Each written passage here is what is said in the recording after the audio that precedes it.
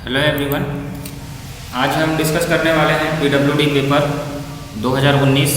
इससे पहले हम 30 क्वेश्चंस कर चुके हैं और आगे का जो 30 क्वेश्चन है इसमें डिपार्टमेंट के बहुत सारे सवाल हमें देखने को मिलेंगे और डिपार्टमेंट ने किस टाइप के सवाल इसमें ऐड किए थे जो कि हमारे इरिगेशन डिपार्टमेंट में भी काम आ सकता है। उस तरह के सवाल भी आने वाले जो 30 क्वेश्चन 35 क्वेश्चन हम आज सॉल्व करेंगे उसमें हमको देखने को मिल सकता है।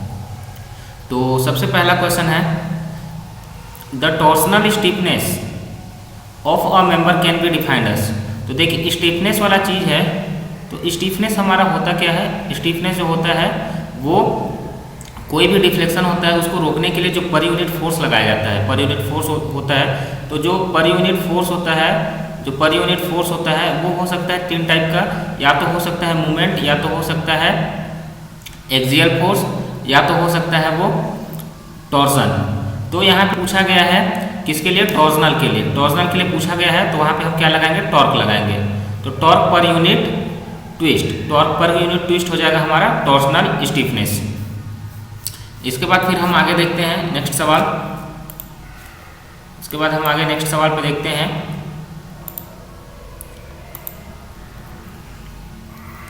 आगे हमारा नेक्स्ट सवाल है in general in a truss system compressive part are thicker than tensile part. इसमें बोला गया है कि ये सही है कि गलत है। तो देखिए क्या होता है, कंप्रेसिव मेंबर जब भी हम बनाते हैं, कंप्रेसिव मेंबर कंप्रेशन फोर्स के लिए, तो उसमें हम स्लेंडरनेस रेशियो देखते हैं। Slenderness ratio is directly proportional to the indirectly proportional to the thickness. तो जितना ज़्यादा थिक करेंगे उतना कम सिलेंडरनेस रेशियो होगा, और जितना कम सिलेंडरनेस रेशियो होगा वो हमारे कंप्रेशन के लिए उतना ही अच्छा होगा। तो सिलेंडरनेस रेशियो कम करने के लिए हमको थिकनेस ज़्यादा करना पड़ता है। तो कम थिकनेस के लिए अगर ज़्यादा थिकनेस करेंगे तो उसका सिलेंडरनेस रेशियो कम होगा, सिलेंडरनेस रेशियो कम होगा तो वो कंप्रेशन के लिए अच्छा होगा। तो ये बात हमारा सही है कि कंप्रेशन के लिए हम यूज़ करते हैं तो जनरली हम टेंसाइल के रिस्पेक्ट में कंप्रेशन मेंबर को ज़्यादा थिक लेते हैं। उसके बाद अगला क्वेश्चन है 33 नंबर। इसमें एक फ्रेम दिया है, रिजिड जॉइंट फ्रेम दिया हुआ है। इसमें बोला गया है कि इसमें स्वे होगा कि नहीं होगा, या फिर स्वे होगा तो कौन से डायरेक्शन में होगा। तो स्वे क्या होता है? स्वे जिस डायरेक्शन में जहाँ पे कम स्टीफ होगा तो वहाँ पे हमें, जहाँ पे जो चीज़ हमें स्टीफनेस जिसका कम होगा उधर वो स्वे हो जाएगा। तो स्टीफनेस क्या होता है, अगर हम देखें दोनों साइड फिक्स जॉइंट है तो 4EI/L। तो अगर इसका वैल्यू जितना ज़्यादा होगा उतना ही ये ओवरऑल वैल्यू कम होगा। L का वैल्यू बढ़ाएंगे तो स्टीफनेस का वैल्यू कम होगा, या फिर I का वैल्यू कम करेंगे तो स्टीफनेस का वैल्यू कम होगा। तो ये डिपेंड करेगा L और I पे। E तो कांस्टेंट रहने वाला है क्योंकि एक ही मटेरियल का हम बनाएंगे। तो ये डिपेंड करेगा जनरली I/L पे। तो यहाँ पे I/L पे डिपेंड करेगा। यहाँ पे अगर हम देखेंगे कि स्टीफनेस को अगर हम बढ़ाते हैं तो स्वे होने का चांसेस कम होता है। तो जिधर स्टीफनेस कम होगा उधर वे स्वे हो जाएगा। तो इधर लेंथ वाला पार्ट ज़्यादा है, तो लेंथ वाला पार्ट ज़्यादा है मतलब कि नीचे वाला पार्ट ज़्यादा है, नीचे वाला पार्ट ज़्यादा है मतलब कि ओवरऑल वैल्यू कम होगा, ओवरऑल वैल्यू कम होगा मतलब स्टीफनेस कम होगा, स्टीफनेस कम होगा मतलब उधर वे स्वे हो जाएगा। तो राइट साइड में ये स्वे हो जाएगा। उसके बाद 34 नंबर का सवाल है what is the total degree of indeterminacy both internal and external of the cantilever plane truss. यहाँ पे ध्यान देंगे प्लेन ट्रस लिखा हुआ है तो इसका एक अजम्पशन होता है पिन ज्वाइंट होता है, ये चीज पिन ज्वाइंट होगा। तो पॉइंट कर लेते हैं, पिन ज्वाइंट होगा तो एक मेंबर पे एक अननोन होगा, तो देख लेते हैं टोटल कितने मेंबर्स हैं। 1 2 3 4 5 6 7 8 9 10 11 12। टोटल नंबर ऑफ मेंबर कितना है? 12 मेंबर है। तो 12 अननोन हो गया मेंबर का, 2 इसका तो 12 + 4 = 16 अननोन हो गया हमारा। 16 अननोन हो गया। अब नोन कैसे? एक ज्वाइंट पे दो इक्वेशन ऑफ इक्विलिब्रियम हमें पता होता है, समेशन ऑफ Fx = 0 और समेशन ऑफ Fy = 0 ट्रस में। तो 2 यहाँ पे तो काउंट कर लेंगे 2 2 4 2 6 2 8 2 10 2 12 और 2 14। तो इसमें हमें 14 पता है, 14 मतलब कि 7 ज्वाइंट है हर ज्वाइंट पे, तो इक्वेशन ऑफ इक्विलिब्रियम है, तो दो हर ज्वाइंट पे पता है, तो टोटल 7 ज्वाइंट है, तो ये हमें पता हो गया। तो यहाँ से डायरेक्टली हम number of unknown minus number of known करके हम डायरेक्टली कैलकुलेट कर सकते हैं डिग्री ऑफ इनडिटर्मिनेसी। इसके बाद अगला सवाल है 35 नंबर का, what are the bending moment at the end A and B of uniform beam A B fixed in the direction and position at A and B so on the figure. अब यहाँ पे bending moment पूछा गया है, यहाँ पे fixed and यहाँ पे या फिर यहाँ पे पूछा गया है। तो अगर हम पॉइंट लोड की बात करें, तो वो हो जाता है P A B square by L square, P A B square upon L square. तो यहाँ पे P A B square upon L square इसके लिए हो जाएगा। यहाँ पे मेथड ऑफ सुपरपोजिशन हम यूज़ कर सकते हैं, एक बार इस लोड के लिए कैलकुलेट करेंगे और एक बार इस लोड के लिए कैलकुलेट करेंगे। तो इस लोड के लिए कैलकुलेट करेंगे तो पहले इसके लिए कैलकुलेट करके देखते हैं। P का वैल्यू है W, A का वैल्यू है L/3, B का वैल्यू हो जाएगा यहाँ से यहाँ तक का डिस्टेंस 2L/3 उसका स्क्वायर, 2L/3 का स्क्वायर अपॉन L का स्क्वायर। इसको सॉल्व करेंगे तो हो जाएगा हमारा WL square upon L square, और नीचे में बचेगा, ऊपर में बचेगा 4 और नीचे में बचेगा 3 का स्क्वायर 9 और 1 3 27 27। एक हो जाएगा इसके लोड के लिए। अब इस लोड की वजह से निकालेंगे प्लस 4/27 हो जाएगा W इंटू 4/27, और इस लोड के लिए निकालेंगे तो ये हमारा A का काम करेगा, ये हमारा A का काम करेगा।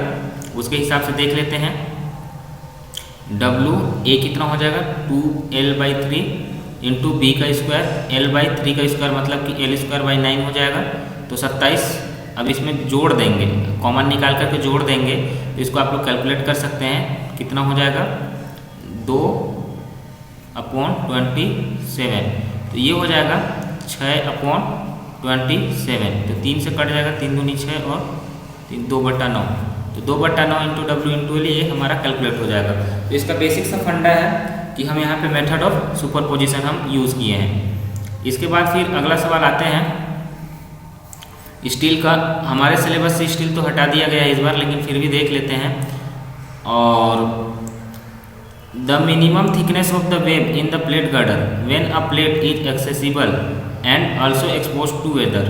तो इसमें ये बोला गया है मिनिमम थिकनेस लिया गया है, गुप्ता से डायरेक्टली सवाल पूछा गया है।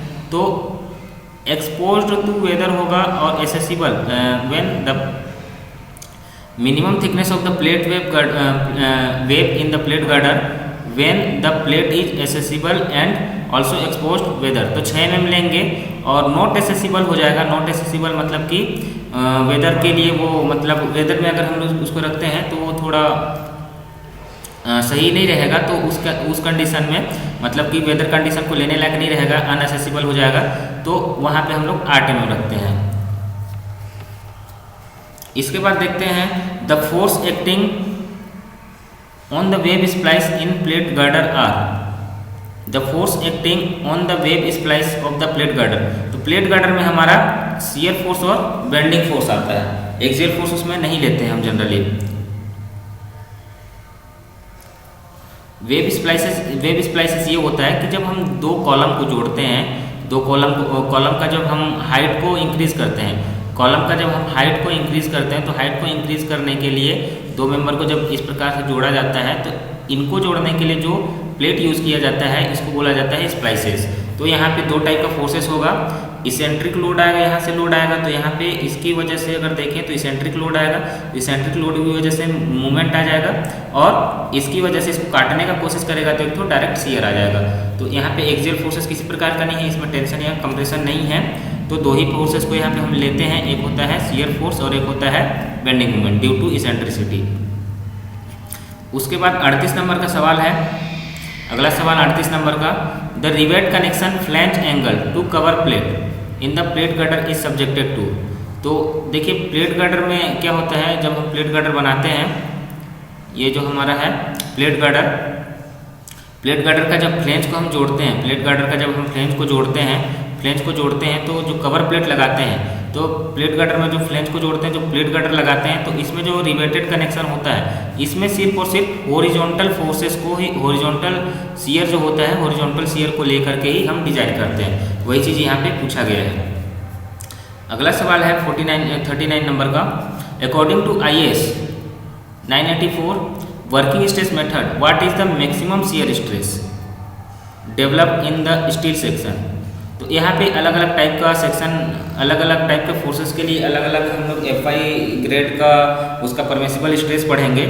एक होता है बियरिंग के लिए, फिर होता है टेंशन के लिए या फिर कंप्रेशन के लिए, फिर एक होता है बेंडिंग के लिए, बियरिंग के बाद आता है बेंडिंग के लिए, फिर एक होता है टेंशन और कंप्रेशन के लिए, फिर आता है शियर के लिए।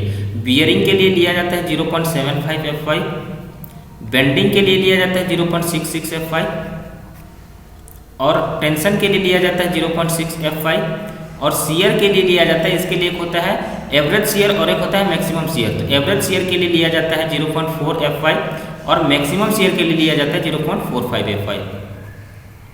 तो ये इस हमारे स्टील के सिलेबस में तो नहीं है, लेकिन आने वाले एग्जाम में बहुत इंपॉर्टेंट होता है, यहाँ से एक सवाल पूछता है। तो यहाँ पे पूछा गया है मैक्सिमम शियर के लिए, और ये हो जाएगा हमारा बेंडिंग के लिए और ये हो जाएगा हमारा बियरिंग के लिए। अगला है bearing stiffeners are provided. Bearing stiffeners are provided generally क्या होता है, बियरिंग स्टीफनर्स को हम कंसंट्रेटेड लोड जहाँ पे आता है वहाँ पे बियरिंग स्टीफनर्स को प्रोवाइड करते हैं। ठीक है, तो उसके हिसाब से हम ऑप्शन को पढ़ते हैं। एट मिड स्पान, तो मिड स्पान में क्या होता है, जब हम हमारा जो बियरिंग मिड स्पान होता है, तो जो हमारा बीम होता है, मान के चलिए जो हमारा बीम होता है, तो बीम होता है तो साइड में हमारा सपोर्ट लगा होता है, तो सपोर्ट लगा होता है तो यहाँ पे शियर फोर्स आ रहा होता है और एक यहाँ पे शियर फोर्स आ रहा होता है, कंसंट्रेटेड लोड। बाकी तो ये एक प्रकार का UDL के हिसाब से हमको इसको डिजाइन करना होता है। तो एक प्रकार का कंसंट्रेटेड लोड यहाँ पे आता है या तो यहाँ पे आता है, या फिर अगर कंसंट्रेटेड लोड यहाँ पे लग रहा होता है तो यहाँ पे देखेंगे बियरिंग स्टीफनर्स, यहाँ पे कंसंट्रेटेड लोड लग रहा है तो यहाँ पे देखेंगे।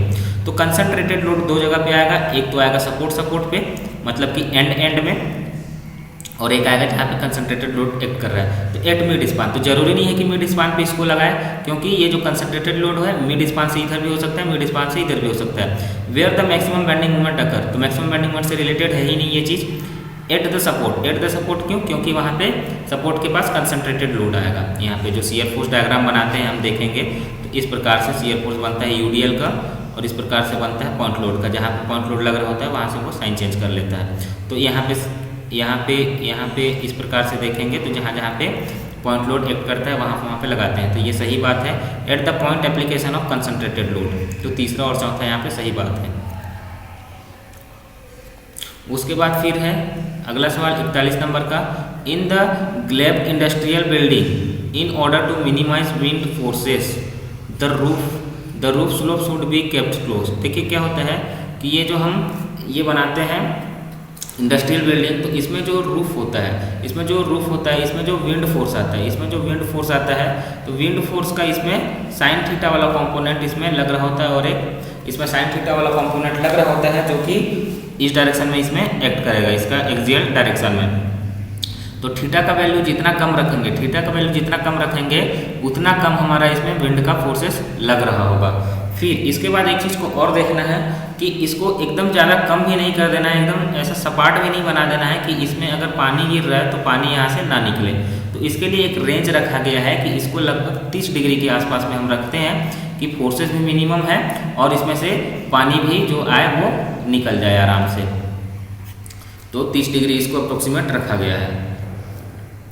इसके बाद फिर अगला है 42 नंबर का। In the plate girder bridge the thickness of web less than d by 200 where d is the unsupported depth of the web the plate should be provided। तो इसका अलग अलग रेंज है। अगर d by d का value 85 से कम है तो वहाँ पे किसी भी प्रकार का स्टिफनेस नहीं दिया जाता है। अगर 85 से ज़्यादा है और 200 के आसपास में है, 85 से ज़्यादा है और 200 से कम है, 85 से ज़्यादा है और 200 से कम है, तो वहाँ पे हमको वर्टिकल स्टिफनेस दिया जाता है। वहाँ पे हम सिर्फ और सिर्फ वर्टिकल स्टिफनेस देते हैं, ठीक है। और 200 से ज़्यादा होता है तो वर्टिकल और हॉरिजॉन्टल दोनों दिया जाता है। फिर तीसरा 43 नंबर का the load factor is defined as, load factor is defined as ultimate load upon working load, और ultimate load upon yield load ये किसी प्रकार का नहीं है, ये किसी प्रकार का फैक्टर नहीं है। Yield load upon working load, yield load upon working load, इसका जस्ट उल्टा कर देते हैं तो वो हमारा हो जाता है पार्शियल फैक्टर ऑफ सेफ्टी।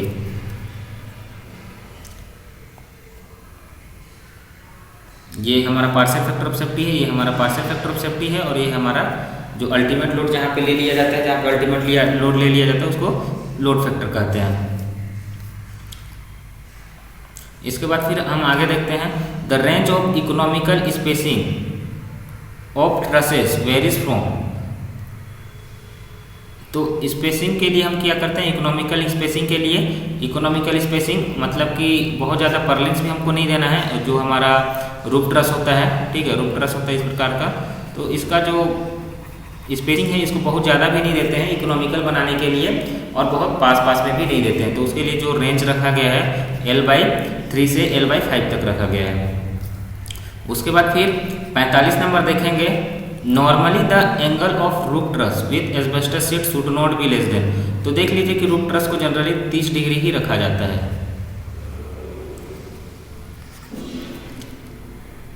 इसके बाद फिर अगला है, ये एक लाइन से एक ही जगह से सवाल दे दिया गया है गुप्ता एंड गुप्ता से, और SSC JEE में भी ये सवाल आ चुका है। The minimize the total cost of roof truss, the ratio of cost of truss to the cost of purlin. तो इसमें कॉस्ट ऑफ ट्रस और कॉस्ट ऑफ परलिन्स का जो रेशियो लिया गया है वो 2 लेते हैं। इसके बाद फिर है अगला सवाल 47 नंबर का, विच of the following type of rivet joint free from bending stress.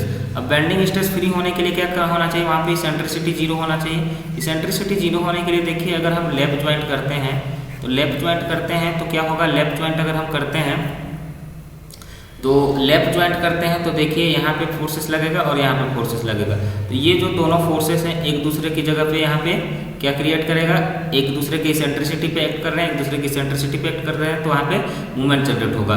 फिर अगर इस प्रकार से ज्वाइंट है, बट ज्वाइंट है, और एक कवर प्लेट लगा दी और यहाँ पे लोड एक्ट कर रहा है, तो लोड एक्ट कर रहा है तो इसका जो सेंटर ऑफ ग्रेविटी है ऊपर शिफ्ट हो जाएगा कवर प्लेट लगने की वजह से, जिसके लिए ये जो लोड है इसके एक्सिस से जस्ट नीचे एक्ट कर रहा है इसके सेंटर ऑफ ग्रेविटी से, तो वहाँ पे कुछ ना कुछ इसेंट्रिसिटी जनरेट होगा, जिसकी वजह से वहाँ पे बेंडिंग मोमेंट आ सकता है। लेकिन अगर यहाँ पे बट ज्वाइंट कर रहे हैं और ऊपर नीचे दोनों सेम थिकनेस का लगा दे रहे हैं, तो उसका जो इसेंट्रिसिटी है वो 0 हो जाता है, वो उसके सेंटर ऑफ ग्रेविटी पे ही काम करने लगता है। जो लोड है उसके सेंटर ऑफ ग्रेविटी पे ही काम करने लगता है, जिससे कि इसेंट्रिसिटी 0 हो जाता है, और इसेंट्रिसिटी 0 होने की वजह से वहाँ पे बेंडिंग मोमेंट नहीं होता है। तो वही चीज़ पूछा गया है, डबल कवर बट ज्वाइंट में हमारा इसेंट्रिसिटी 0 होता है, जिसकी वजह से वहाँ पे किसी प्रकार का बेंडिंग स्ट्रेस नहीं डेवलप होता है। 48 नंबर का सवाल है, the difference between the gross diameter and nominal diameter for riveted up to 25 mm। तो इसके लिए हम देख लिए हैं कि जो नॉमिनल डायमीटर, जो हमारा ग्रॉस डायमीटर होता है या फिर इफेक्टिव डायमीटर होता है, वो D+1.5 लेते हैं अप टू द 25 mm के लिए। उसके बाद फिर 2 mm प्लस लिया जाता है। फिर the minimum pitch of the rivet should not be less than 2.5 into D। एकदम बेसिक सा सवाल है, हमेशा आता ही रहता है। In the cross section of weld throat is, in the cross section of the weld throat is the, throat किसको लेते हैं जनरली, वेल्ड का जो साइज होता है उसका जो डायगोनल पार्ट होता है, उसका जो डायगोनल पार्ट होता है इसको हम लेते हैं थ्रोट। और ये डिपेंड करता है कि जो हमारा एंगल है, जो हमारा ये वाला एंगल है, ये वाला जो एंगल है इस पर डिपेंड करता है थ्रोट थिकनेस, कितना ज़्यादा ले रहे हैं और कितना कम ले रहे हैं। तो एंगल जैसे जैसे हम इंक्रीज करते हैं इसका एंगल को हम लोग 60 से और 120 के बीच में रखते हैं, 60 से 120 के बीच में रखते हैं। तो 60 से 90 तक हम लोग इसका 0.7 लेते हैं। उसके बाद 90 से जैसे जैसे हम इंक्रीज करते हैं इसका जो लेंथ है वो कंटिन्यू कम होता है। जैसे जैसे हम ये वाला चीज़ को इंक्रीज करते हैं ये वाला थ्रोट थिकनेस इसका कम होता जाता है। तो बहुत अच्छा वेल्डिंग करने के लिए हमको 90 डिग्री के आसपास इसको रखना होता है हमको। वही चीज़ पूछा गया है, cross section of throat is the, तो क्या होता है इसका डायगोनल होता है। तो इसमें से कोई भी ऑप्शन हमको नहीं दिख रहा है।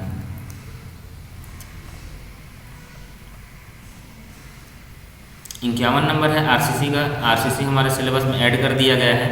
तो लिमिट स्टेट और वर्किंग स्ट्रेस इसमें लिखा है, तो हो सकता है उसका कॉलम से भी पूछ सकता है लिमिट स्टेट को, और कॉलम के साथ साथ स्लैब का भी पूछ सकता है। तो लिमिट स्टेट अगर दिया हुआ है तो सारे चीज़ को हमको देखना पड़ेगा। According to recommendation IS 456 the compressive reinforcement in rectangular beam should not be. तो यहाँ पे देखिए क्या है, कंप्रेसिव रेनफोर्समेंट और किसमें, बीम में। तो कंप्रेसिव रेनफोर्समेंट और बीम में कितना बोला है, नॉट एग्जिट, मतलब कि मैक्सिमम पूछा है। तो 4% कंप्रेसिव होता है और 4% टेंसाइल होता है। अगर दोनों को ऐड करके बोले तो 8% लिया जाता है। अगला है doubly reinforcement beam is used. Doubly reinforcement कब लेते हैं, जब हमारा बीम है इसका क्रॉस सेक्शन बहुत ज़्यादा होने लगता है। तो टेंसाइल साइड में इसके कंप्रेशन साइड में कंप्रेसिव लोड को बियर करने के लिए ऊपर में हम कंप्रेसिव रेनफोर्समेंट दे देते हैं, जिसको हम लोग डबली रेनफोर्समेंट बीम के नाम से जानते हैं, जिससे उसका साइज़ को रिस्ट्रिक्ट किया जा सकता है, साइज़ को कम किया जा सकता है। तो डी ऑप्शन में यहाँ पे दिख जाएगा। ये क्वेश्चन पढ़ेंगे if the sigma of CBC, यहाँ पे m पूछा गया है। तो m को आप जानते हैं 280/3 sigma of CBC, modular ratio जिसको बोला जाता है, वही चीज़ इस क्वेश्चन में पूछा है।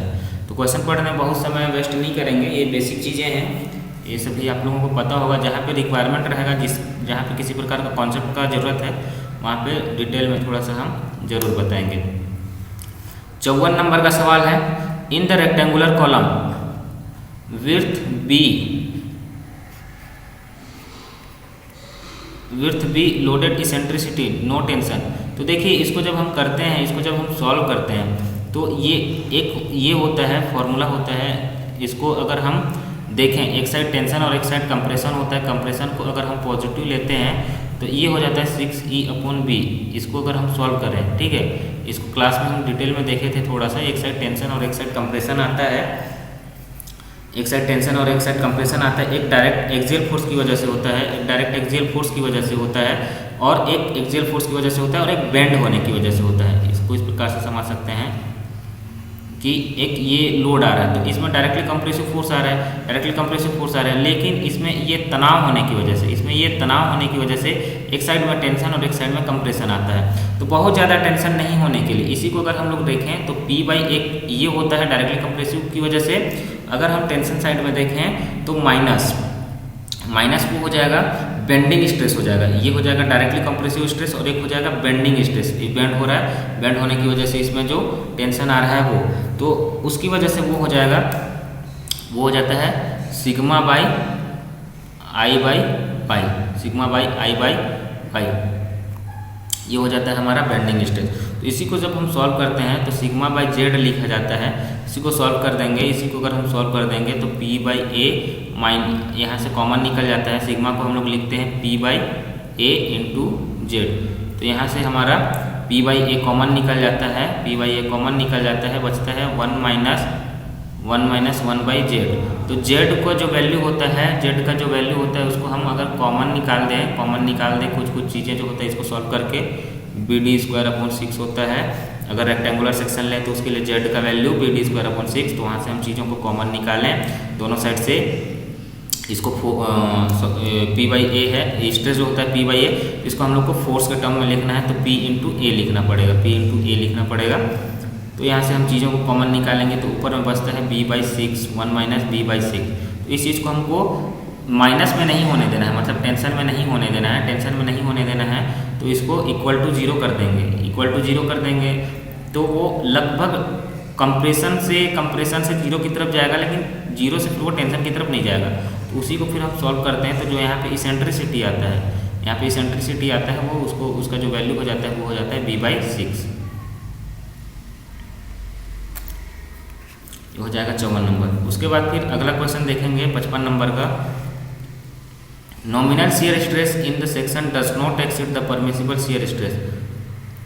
यहाँ पे बोला गया है कि जो नॉमिनल शियर स्ट्रेस है टाउ बी, जो आने वाला लोड है does not exceed the permissible shear stress, मतलब कि टाउ सी से कम है, मतलब कि टाउ सी ज़्यादा है, मतलब कि इतना बियर कर सकता है। इतना रहा है, ये वाला कम है, ये वाला ज़्यादा है, ज़्यादा लोड को बियर कर सकता है। तो जितना बियर कर सकता है उससे कम लोड आ रहा है, तो उसमें अलग से रेनफोर्समेंट प्रोवाइड करना नहीं पड़ेगा। तो अलग से रेनफोर्समेंट प्रोवाइड नहीं करना पड़ेगा, तो उसको क्या करना होता है कि उसमें मिनिमम शियर रेनफोर्समेंट प्रोवाइड करते हैं। जिससे कि वो आसानी से उसको बियर कर पाए। तो 55 नंबर ये हो गया, मिनिमम शियर रेनफोर्समेंट प्रोवाइड करेंगे जब हमारा नॉमिनल शियर स्ट्रेस उसके परमिसिबल शियर स्ट्रेस से कम रहेगा। तो उसके बाद 56 नंबर का सवाल है the torsion resisting capacity given RCC section. तो टॉर्जन को कैसे बढ़ा सकते हैं हम लोग, स्टीरअप को बढ़ा करके। उसके बाद अगला नंबर का सवाल है 57 the minimum quantity of the cement concrete needed in 1 metre cube of the reinforcement concrete which is expose to the sea water. देखिए इसमें 5 कंडीशन दिया हुआ है, 5 कंडीशन दिया हुआ है। एक होता है नॉमिनल, एक होता है मॉडरेट, सीवियर, वेरी सीवियर और एक्सट्रीम।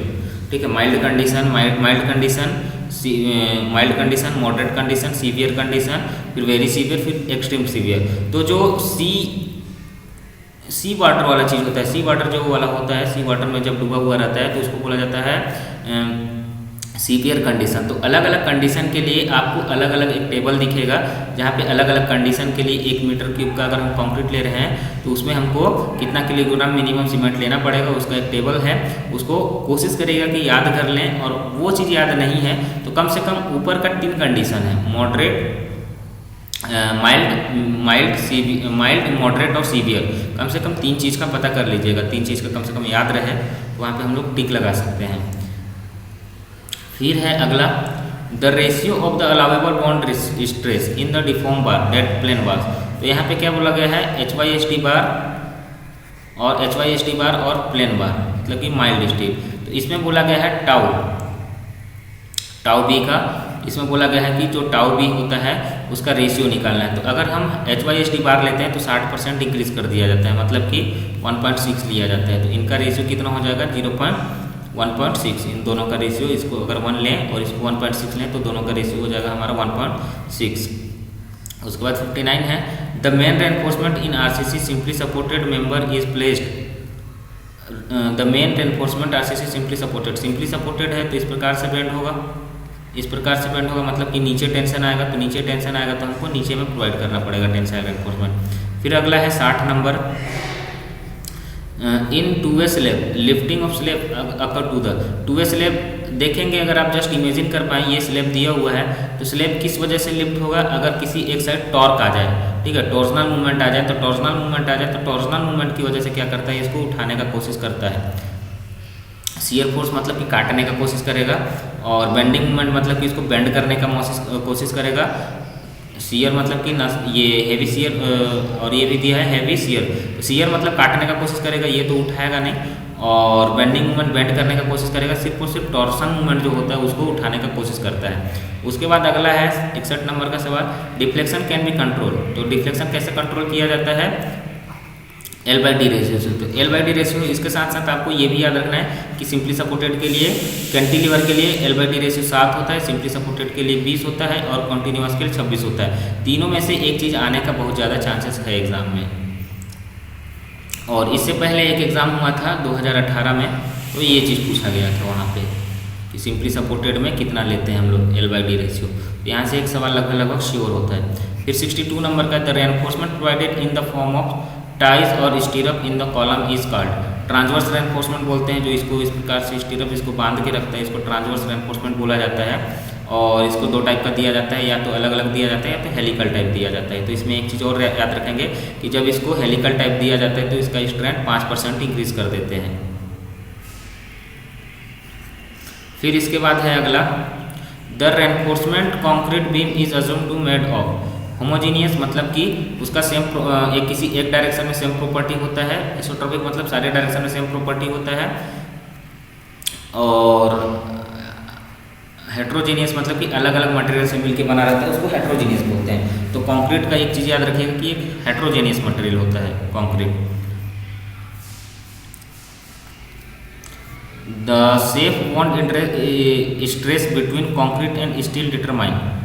तो बॉन्ड स्ट्रेंथ हम लोग पुल आउट टेस्ट से हम लोग फाइंड आउट करते हैं, कंप्रेशन टेस्ट से तो नहीं कर सकते हैं, टेंसाइल टेस्ट भी नहीं होता है, टेंसाइल टेस्ट भी नहीं होता, पुल आउट टेस्ट करते हैं। पुल आउट टेस्ट मतलब कि इसमें हम स्टील को इम्बेड करते हैं, इम्बेड करने के बाद इसको खींचने का काम करता है। तो उससे हमको पता चलता है कि यहाँ पे कितना ये पकड़ के रखा है इसको। अगला सवाल है प्री स्ट्रेस्ड कंक्रीट से the simply supported rectangular beam uniformly loaded and pre stress, the tendon provided pre stress. तो देखिए हम टेंडन को जो प्रोवाइड करते हैं उसका जो बेंडिंग मूवमेंट बनता है, बेंडिंग मूवमेंट बनता है मतलब कि अगर पॉइंट लोड है तो इस प्रकार से बेंडिंग मूवमेंट बनेगा और इसका डिफ्लेक्शन से कुछ इस प्रकार से होगा। तो जैसा उसका बेंडिंग मूवमेंट है उसके जस्ट अपोजिट हमको उसको टेंडन को बनाना होता है। अगर यूडीएल है तो यूडीएल है तो ऐसा बेंडिंग मूवमेंट बनेगा, तो इसका बेंडिंग मूवमेंट बनेगा तो टेंडन को हमको ऐसा प्रोवाइड करना पड़ेगा। तो बेंडिंग मूवमेंट के जस्ट अपोजिट उसका डिफ्लेक्शन शेप बनता है और जैसा उसका डिफ्लेक्शन शेप बनता है उसी डिफ्लेक्शन शेप में हमको टेंडन को प्रोवाइड करना होता है, ताकि देख लीजिए, ताकि अगर हम लोग इस शेप में हम लोग टेंडन को प्रोवाइड करते हैं, इस शेप में टेंडन को प्रोवाइड करते हैं तो देखिए ये इसके अबाउट इस डायरेक्शन में मूवमेंट जनरेट करेगा, ये इसके अबाउट इस डायरेक्शन में मूवमेंट जनरेट करेगा। तो अगर ये ऐसा बेंड हुआ है और ऐसा टेंडन प्रोवाइड कर दिए तो उसको वो जो बीम है उसको इस प्रकार से बेंड करने का कोशिश करेगा और इस प्रकार से बेंड और इस प्रकार से बेंड, ये स्ट्रेट रहने का कोशिश करेगा। तो जैसा बेंडिंग मूवमेंट बनेगा उसका अपोजिट साइन के अपोजिट डायरेक्शन में हमको टेंडन को प्रोवाइड करना होता है। तो वही चीज़ पूछा है, the simply supported rectangular beam is uniformly loaded and pre stress, the tendon is provided. तो इस प्रकार से इसका बेंडिंग मूवमेंट बनेगा तो हमको टेंडन को प्रोवाइड करना पड़ेगा इस प्रकार से। तो पैराबोलिक तो होगा विथ कॉन्वेक्सिटी डाउनवर्ड। अगला क्वेश्चन है, the tractive coefficient of the crawler truck in the loose soil. अब देखते हैं ट्रैक्टिव कोफिशिएंट क्या होता है। ट्रैक्टिव कोफिशिएंट मतलब कि खिंचाव बल जो होता है, अगर हम लोग कहीं पे गाड़ी चला रहे हैं, गाड़ी चला रहे हैं तो उसमें जो गियर लगाते हैं वो ऊपर कितना फोर्स लगा सकता है, कितना लोड, कितने आदमी मतलब कि घटान चढ़ रहे हैं तो घटान चढ़ने के लिए वो कितना टोटल फोर्स लगा सकता है, तो उसको जो खिंचाव बल होता है उसको बोला जाता है ट्रैक्टिव फोर्सेस। तो वो कितना फोर्सेस लगा सकता है, ठीक है, कितना लोड इधर दे रहा है, कितना उसका वेट है, कितना वो लगा सकता है, उसके अकॉर्डिंग इसका कॉस्ट थीटा वाला पार्ट, डब्लू कॉस्ट थीटा वाला पार्ट इधर आएगा। तो ये टोटल डब्लू लोड लगा सकता है, लेकिन घटान या फिर किसी प्रकार का वहाँ पे लूज सॉइल है तो वहाँ नीचे दबेगा, तो उसकी वजह से उसका जो जितना खींच सकता है उससे उसका खिंचाव बल कम हो जाता है किसी कारण से। तो उन दोनों का जो रेशियो होता है उसको बोला जाता है ट्रैक्टिव कोएफिशिएंट, कि जितना खींच सकता है उतना, जितना खींच रहा है उतना डिवाइडेड बाय जितना खींच सकता है वो उतना। उन दोनों का जो रेशियो होता है उसको बोला जाता है ट्रैक्टिव कोएफिशिएंट। उसमें बोला गया है कि दो टाइप का होता है, और ये हो गया ट्रैक्टिव कोएफिशिएंट और क्रॉलर मतलब कि वो जो चैन वाला जो होता है, चैन वाला जो गाड़ी होता है, देखे होंगे इस प्रकार से चैन बना हुआ रहता है, तो इस प्रकार से चैन वाला जो गाड़ी होता है तो उसको बोला जाता है क्रॉलर ट्रक। तो उसी का बोला है कि लूज सॉइल में रबर ट्रैक्टर टायर के हिसाब से उसका ट्रैक्टिव कोएफिशिएंट ज़्यादा होता है कि कम होता है। तो अगर हम लोग रबर टायर के हिसाब से देखें, रबर टायर ट्रैक्टर के हिसाब से देखें, रबर टायर ट्रैक्टर के हिसाब से देखें क्रॉलर ट्रक का, तो ट्रक जो होता है ट्रक का खिंचाव ट्रैक्टर से ज़्यादा होता है। अब देख लीजिए, ये डिपार्टमेंटल क्वेश्चन है द पीडब्ल्यूडी का, the measurement book used in the state PWD in the form number, ये 23 होता है। इसी को हम लोग किसमें यूज़ करते हैं, ये सेंट्रल पीडब्ल्यूडी में भी यूज़ होता है, सेंट्रल पीडब्ल्यूडी में भी यही चीज़ यूज़ होता है। उसके बाद फिर अगला है the norm of providing stand by the equipment for one shift operation is 10%। अगला क्वेश्चन है 69 number, the initial cost of equipment is 1100 रुपया का लिया, सॉल्वेज वैल्यू इज 100 रुपये, मतलब कि लास्ट में उसको 100 रुपये में बेच सकता है, लाइफ ऑफ इक्विपमेंट इज 5 साल, तो 100 रुपये में बेच सकता है और 5 साल तक वो चलता है। 5 साल के बाद उसका वैल्यू हो जाता है 100 रुपये में वो सॉल्वेज वैल्यू में बेच सकता है, मतलब कबाड़ी का भाव। The rate of interest of sinking fund is 8%। Sinking fund मतलब क्या होता है कि इसको 5 साल में उतना पैसा जमा करना है, उतना रेट के हिसाब से करना है कि वो नया उसको खरीद सके, नया मटेरियल उसको खरीद सके, और वो कितना है 8% है। Yearly depreciation by straight line method, straight line method है तो इसका कोई यूज़ है ही नहीं, स्ट्रेट लाइन मेथड है तो इसका कोई यूज़ है ही नहीं। तो उसको जो मटेरियल का कॉस्ट कितना लगा, 1100 में खरीदा था, 1100 में बेच दिया, तो उसका मटेरियल का कॉस्ट कितना लगा, 1000 लगा। कितने साल में लगा, 5 साल में, तो हर साल कितना मूल्य गिरा उसका, 200 रुपये।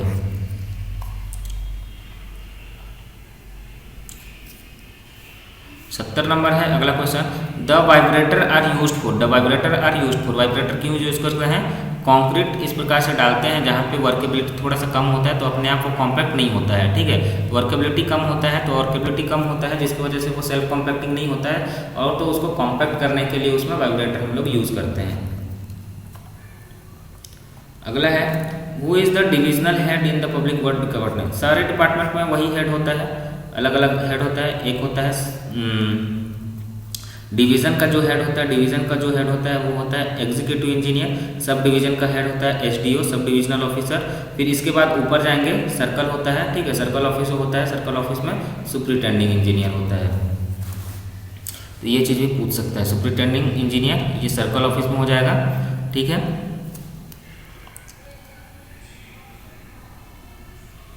और हमारे जल संसाधन विभाग में ये पूछ सकता है कि टोटल कितने चीफ इंजीनियर हैं, तो 6 चीफ इंजीनियर हैं।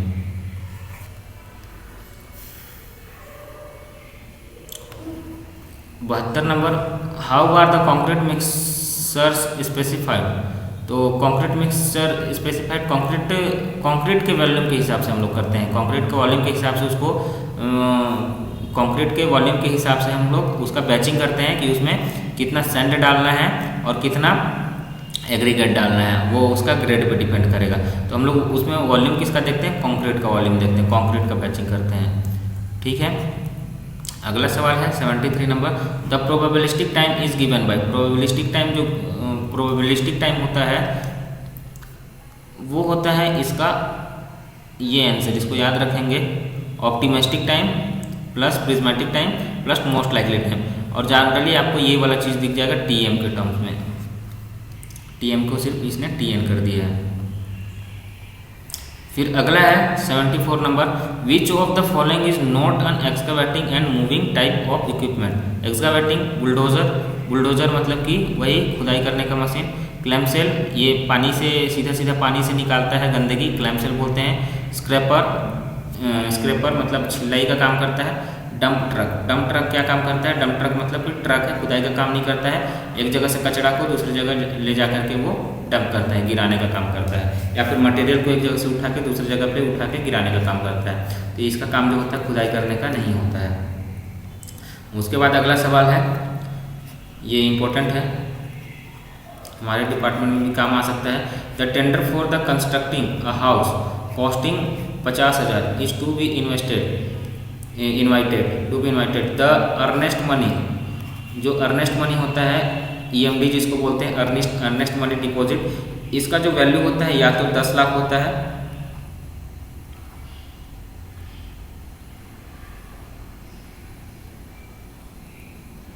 या तो 2% होता है। जो कॉस्ट का 2% होएगा या तो 10 लाख होगा, इनमें से जो वैल्यू मिनिमम होगा उसको जमा करना होता है ईएमडी के लिए। तो देख लीजिए कि 50 लाख है, 50 लाख है तो 10 लाख उसका अंदर का काम है, 10 लाख से कम का काम है, ठीक है। इसका तो 10% 2% निकाल देंगे तो इसका 2% कितना हो जाएगा हमारा 1,000 रुपये। तो 1,000 रुपये ईएमडी अर्नेस्ट मनी के लिए उसको डिपॉजिट करना पड़ेगा। ये हमारे डिपार्टमेंट में भी होता है, सारे डिपार्टमेंट में होता है। तो आज के लिए इतना ही करते हैं। और देखिए क्या है कि अगर आपका नया चीज़ अगर देखना है, मतलब आप अपने तैयारी अगर पुख्ता हो गया है तो कम से कम टेस्ट सीरीज सभी लोग लगाइए। टेस्ट बहुत इंपॉर्टेंट होता है, टेस्ट इंपॉर्टेंट होता है। वहाँ पे मैक्सिमम नया चीज़ आपको देखने को मिलेगा, पुराना चीज़ें भी देखने को मिलेगा। लेकिन क्या होता है, टेस्ट देने के बाद आपको अगर टेस्ट से रिलेटेड अगर कोई भी एग्ज़ाम में कोई भी क्वेश्चन फंसता है तो वहाँ पे आपका समय का बहुत बचत होता है। और टेस्ट सीरीज में किसी प्रकार का अगर दिक्कत आ रहा है, किसी टॉपिक से सवाल नहीं बन रहे हैं तो उसको आप आराम से पढ़िए, उसको देखिए, कम से कम समय दीजिए कि कहाँ पे टॉपिक में आपका कमी जा रहा है, क्योंकि एकदम करो या मरो का स्थिति यहाँ पे चल रहा है। तो टेस्ट सीरीज बहुत ज़रूरी है, टेस्ट सीरीज देते रहिए। और अगर आप हमारा टेस्ट को परचेस करना चाहते हैं तो इसमें डिस्क्रिप्शन बॉक्स में हमारा टेस्ट का लिंक मिल जाएगा आप लोग को, तो उसको आप परचेस कर सकते हैं। Thank you.